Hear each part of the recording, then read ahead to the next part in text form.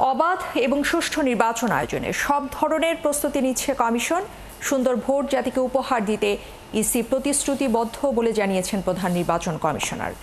সকালে নির্বাচন ভবনে সংসদ নির্বাচন ঘিরে সুশীল সমাজের প্রতিনিধি এবং শিক্ষাবিদদের সাথে কমিশনের ধারাবাহিক সংলাপের উদ্বোধনীতে এসব কথা জানিয়েছেন তিনি।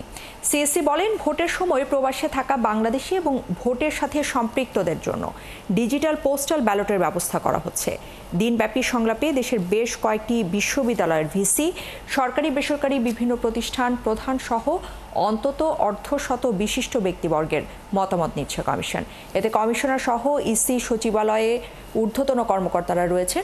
পর্যায়ক্রমে নারী সমাজের প্রতিনিধি, গণমাধ্যম কর্মী এবং নিবন্ধিত রাজনৈতিক দল সহ অংশীজনদের সাথেও সংলাপ করবে ইসি।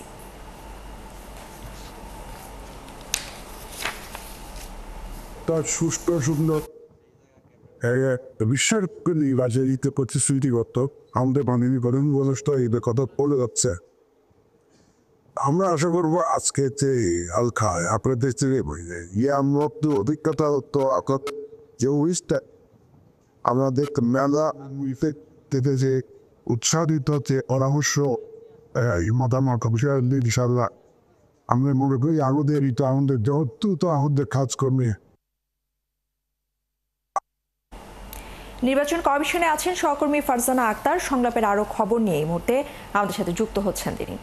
ফারজানা, একটু জানাবেন সংলাপের সুশীল সমাজের প্রতিনিধিরা আসলে সুষ্ঠু নির্বাচনের জন্য কি কি ধরনের পরামর্শ দিয়েছেন। সেই সাথে আরেকটি ব্যাপার আমরা জানতে চাচ্ছিলাম আপনার কাছ থেকে, যে এই মুহূর্তে সেখানে সার্বিক পরিস্থিতি বা নতুন কোনো তথ্য রয়েছে কিনা।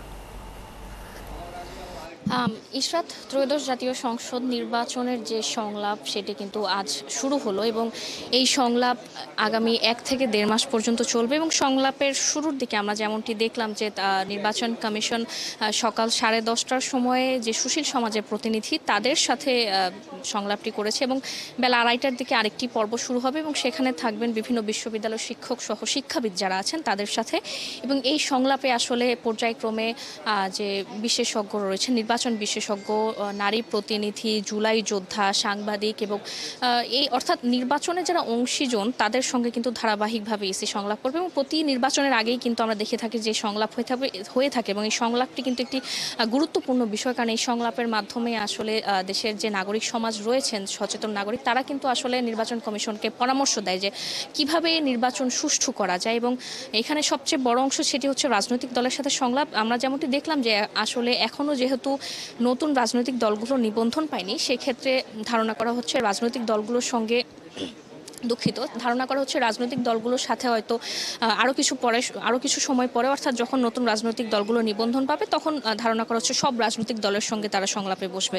তো আজ সকালে যেই সংলাপটি হলো এতক্ষণ ধরে, সেখানে আসলে সুশীল সমাজের প্রতিনিধিরা যেমনটি বলেছেন যে আগামী ত্রয়োদশ জাতীয় সংসদ নির্বাচন দেশের ইতিহাসে একটি গুরুত্বপূর্ণ নির্বাচন হতে যাচ্ছে, কারণ 5 আগস্টের পর স্বৈরাচারের পতনের পর কিন্তু আসলে সবাই একটি নিরপেক্ষ নির্বাচনের আশা করছে, অবাধ, নিরপেক্ষ এবং সুষ্ঠু নির্বাচনের আশা করছে।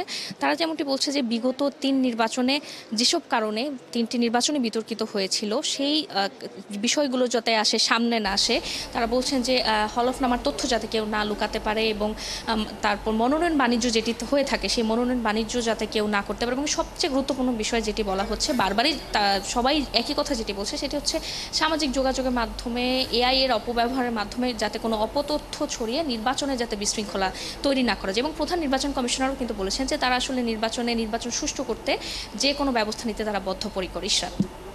ফারজানা, আপনাকে ধন্যবাদ আমাদের সাথে যুক্ত হবার জন্য।